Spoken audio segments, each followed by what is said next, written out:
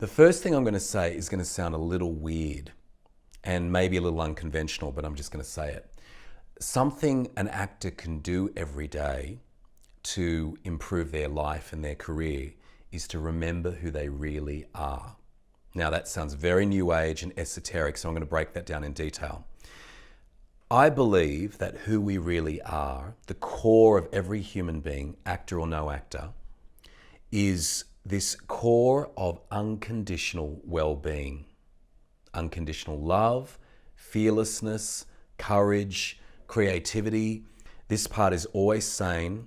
It is always grounded. It is always centered. It is never off-put by anyone's negativity. It's not put off by negative thoughts. It stays true and aligned. A lot of the time when we're rehearsing, when we're auditioning, when we're going for a meeting with a casting director, we're completely out of alignment with that true self.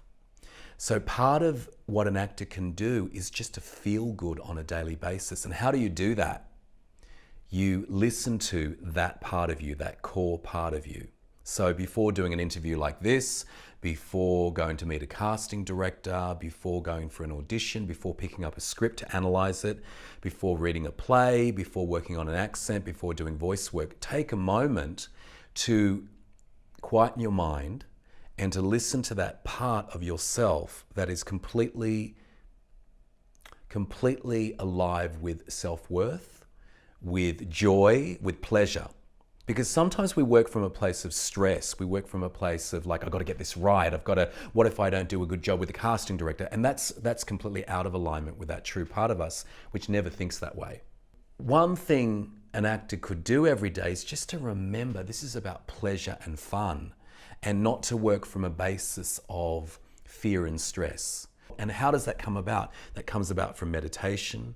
If walking along the beach does that for you, writing affirmations, writing lists of positive aspects of your life, writing lists of positive aspects about the industry. Like you could literally sit down and write a list of, like, I'm so grateful for all the casting directors in the industry, and you could list them.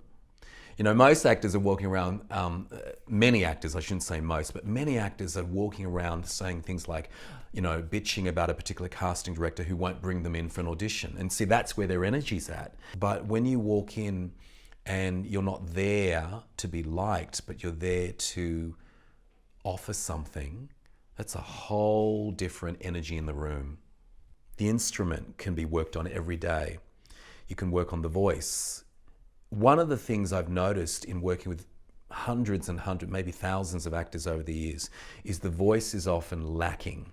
That's because we live in a film and television era where people want to, you know, do Neighbours, they want to do Home and Away, they want to be on NCIS, and their focus can often be get there fast. And they can often miss the steps. And one of the steps is to have a voice which has resonance and clarity and power and emotional connection and subtlety and nuance and variety. How do you keep your voice aligned and in good shape, and how do you serve the communication when you're bawling your eyes out, but still have clarity, still have articulation, still have connection? So that's another thing. The other thing I would say is to read lots of plays, read lots of acting books. 1 play a week means 52 plays a year. And screenplays as well. Read as many screenplays, because in the reading, you learn so much about objectives, about structure, dramatic structure. You learn about turning points. You learn about beats and actions.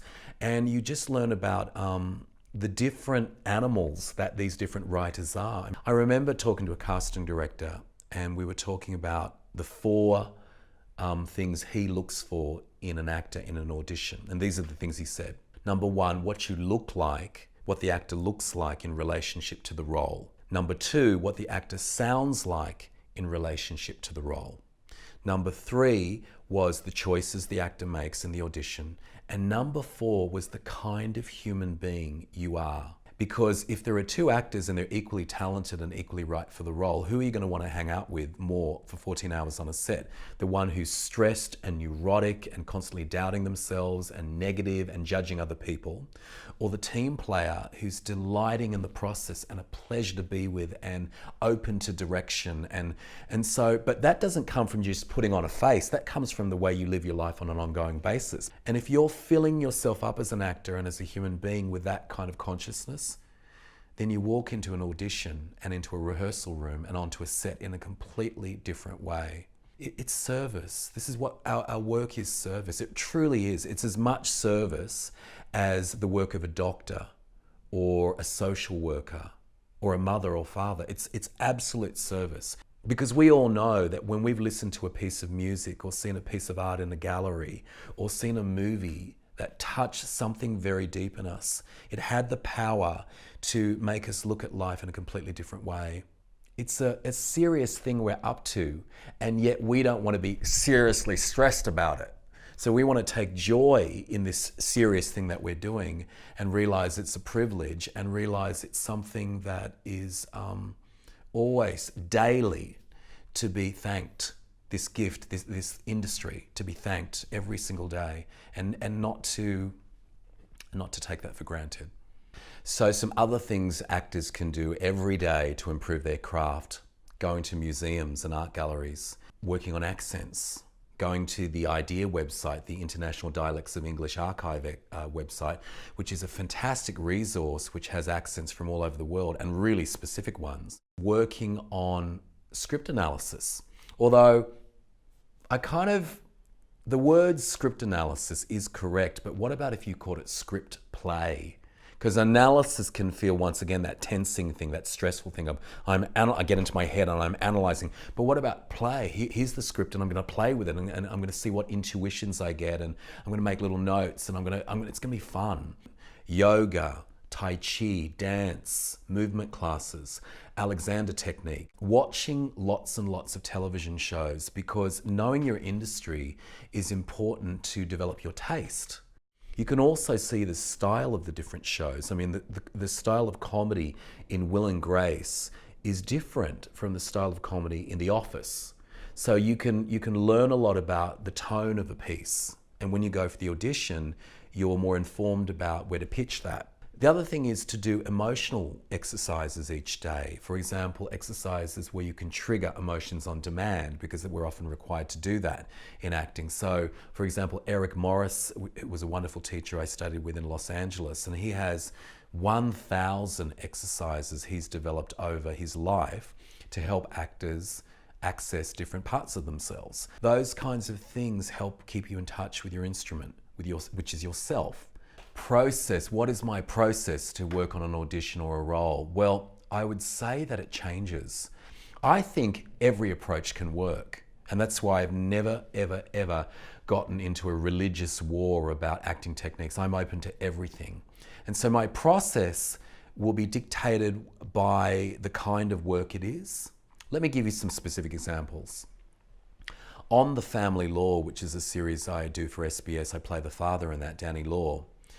On season 1, we were told by our director, Jonathan Bro, I don't want you to look at the script too much. I want you to hang out as a group of actors and bond as a family.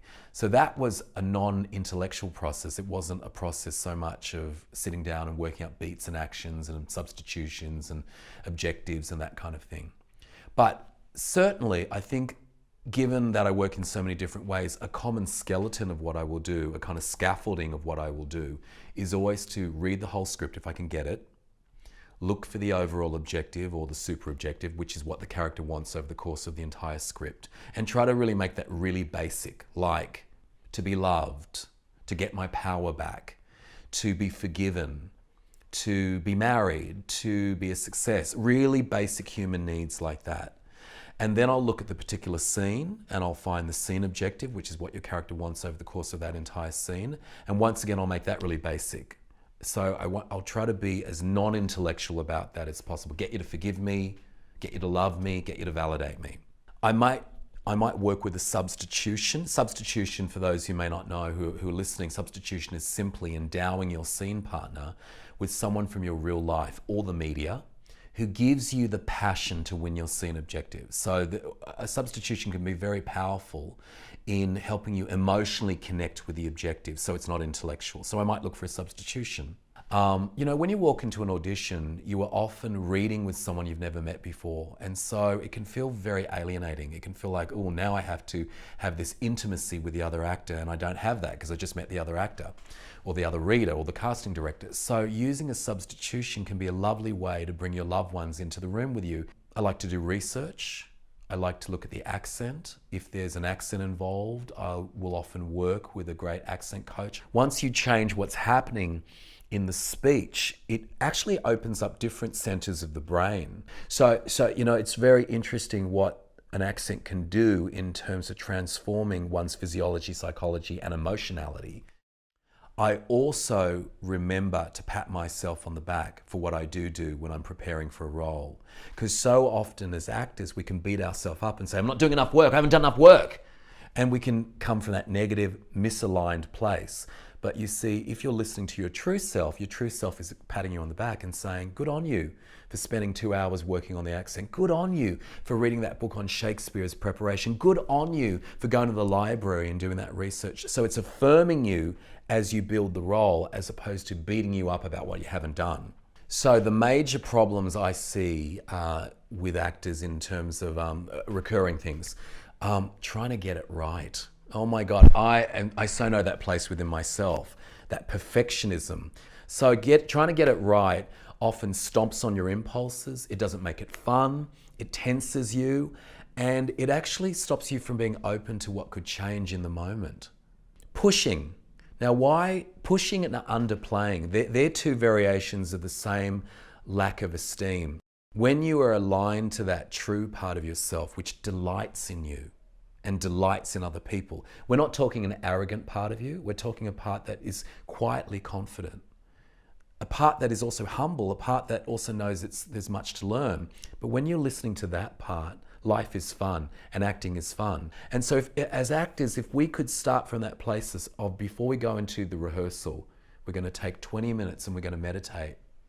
And we're going to listen to that wise Buddha self, if you want to call it that loves us and loves everyone else and isn't threatened by anyone else and isn't threatened by any of our negative thoughts and is there to have a blast. Then let's see what you create, how you create then when you come from that place. Voice is a thing that is constantly needing to be worked on, and I find a lot of actors don't pay enough attention to truly working their voice and truly, as Larry Moss, one of my teachers, would say, truly sending the idea. And it's a two-way commitment. Commitment's a great word. Verbal commitment, as Howard Fine would say, but you truly, as if this was the I love you, you truly give the gift. You don't let the gift fall away. And that's something that the really powerful, successful actors are doing. They're really committed in going after their objective. They're not half doing it.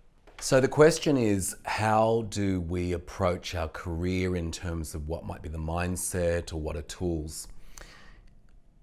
Is it a career or is it some magnificent adventure? When you think of it, I've got to do my job today, it could, may not, but it could fill someone with a sense of, oh, it's so much hard work and it's a slog, 9 to 5, it's a treadmill. But imagine if you didn't say, I have to go to my job today, but I have to go have an adventure today. I know that might sound very new age, but language is really powerful in the way you frame something. Working with social media, this is something I also want to talk about, that sometimes actors get very shy to post about their upcoming project. But here's how I say it to actors.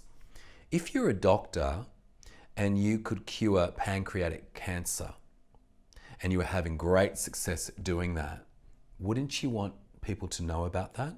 Or would you want to keep it to yourself? So if you're in a play that you know has been written really beautifully and is performed really beautifully and could have, and say the play is about, for example, domestic violence, And you know that people coming to that play possibly could have a transformative experience in terms of recognizing themselves, recognizing what happens to other people they know and love, standing up against domestic violence, speaking out about it. If your play could do that, wouldn't you want lots and lots of people to know about that? But once again, it's being in it for the long term and not rushing. Sometimes I have students, they want to rush to LA. They've done one acting course, they've done 1 year of acting, they've done 6 months of acting, and they want to go to LA. And I'm not saying that they shouldn't do that. I'm just saying, what's the rush? See, if you're constantly rushing through your life, we're not present. And presence is one of the tools that all great actors have. I remember being in LA and going for 50 auditions and not booking any jobs. It was about 50 auditions over 3 years. And I got really, really down at a certain point. I was thinking of giving up my green card, coming back to Australia. But what I recognize in retrospect is that time was so rich in learning, because I then had to fall back on something deeper than getting an audition or booking a job. I had to fall back on my true self, which was sitting there like Buddha going, it's fine, it's totally fine. It doesn't matter if you book a job, it doesn't matter if you book a job. Either way, unconditionally, it's all fine. It's not dependent on anything external. And that's what the great teaching of Los Angeles or any city where there's a lot of acting going on is. You can get seduced into the treadmill of, I have to book something to be worthy. And the ironic spiritual lesson about that city, or any of those cities like London or New York, any city where people are trying to make it, is that sometimes when you don't make it in the external world, you have to fall back on something way, way more profound and more reliable, because that true self in us is ever reliable. So when you come from that place more in one's acting career, it's just calmer and more fun, and people will gravitate towards you when you're in that place. Desperation and neurosis are a repellent. They push people away. So that's something I would say about cultivating a positive mindset for one's career. I love that question, what is good acting? Because you could ask 50 people, 50 actors, 50 acting teachers, and they would have a different answer. Right now we're hearing my next door neighbour's kids, and you just asked me the question, what is great acting? Now I'm not saying great acting is going, rah! But great acting is connected to what's happening next door right now. It's connected to that impulsiveness, that freshness. Kids are so fresh because they don't have preconceived ideas about how something should be done. They're just in the moment responding. So what is great acting? Great acting is seeing organic, real, truthful impulses surface spontaneously within the structure of a piece. Real, so that when someone says, I love you to another person, another human being on stage, we see that I love you, we see the fragrance of that take over the other actor truthfully. So we're seeing truthful, organic, real behavior, moment by moment, within the confines of the given circumstances. And that's the other thing about great acting. Great acting serves the given circumstances. So it's one thing to be truthful and organic and connected and real, but completely doing a different play. I think the other thing I'm also looking for with actors is the depth of the work, that they're not that an actor isn't skating on the surface of the lines, that they're actually penetrating the much deeper reservoirs of feeling and meaning underneath the lines. So what does that mean? That sounds maybe sounds a bit indulgent, but what I'm trying to say is that I think great acting is specific. It is a specific image that an actor's having when they say that line. It's a specific objective they're going after. It's something specific they're trying to win in that beat. It's not generalized and muddy. So that's a great question about what are some of the myths that young actors may have about acting. I think one of the biggest myths is that acting is this easy thing you do. You just do a couple classes and then you're ready to become a Hollywood star. You would never, ever assume something like that as a ballet dancer, as an opera singer, as a cellist in an orchestra, as a painter. You can see when you look at those art forms and hear those art forms, the amount of detailed craft there is. But something about, because our work as actors is to give the illusion that we're those people and that there is no craft, that we're just watching reality, can sometimes seduce people into thinking, oh, that's easy, I could do that. So sometimes when people, young actors, see that, they miss the steps. They don't go to voice training. They don't know what their bodies are doing. They have no concept of what they're doing gesturally with their hands, or, you know, so there's no mastery or awareness around those other aspects of the instrument. I think the other myth is that I'm going to become somebody. And I would like to say you already are. And as an actor, what you're going to do is you're going to share more of that wonderful somebody that you already are, rather than I'm nothing, and when I win an actor award or win a Logie or get my first job in LA, I'll be somebody. So it's like that is complete dearth consciousness. That's complete poverty consciousness. I'm not enough, and I'll go around looking to every casting director, every director, every producer to give me my worth. And that's a very, that's a big trap, I think, that any of us, including myself, I've fallen into that many times. And I think the process of getting wiser and waking up is just catching yourself, because I still do that, but now I catch it more quickly. I go, oh, I was needing their approval. Oh, do I really need their approval? No.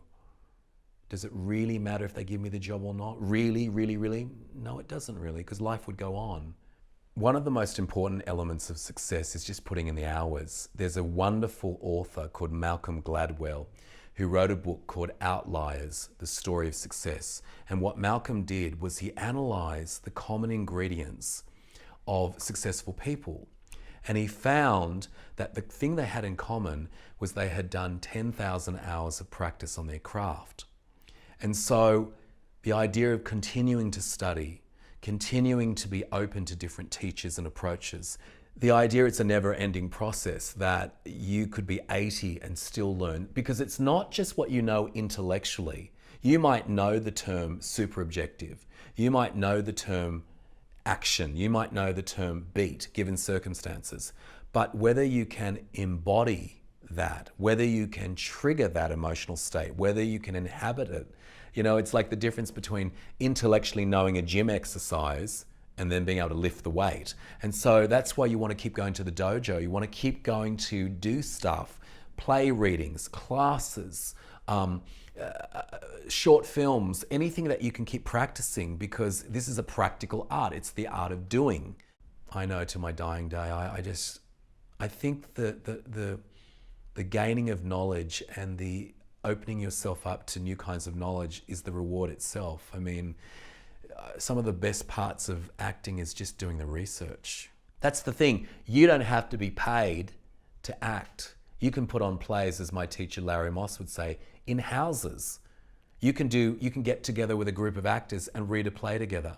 And the ironic thing is that when you're doing that kind of stuff all the time, you're doing your 10,000 hours, you are going to get hired. Because anyone who's doing 10,000 hours of work on their craft and loving it and is a positive influence in the room, in the audition room, in the rehearsal room, on set, you're going to get hired. You'd have to be an absolute idiot to be doing that much work and not to get hired.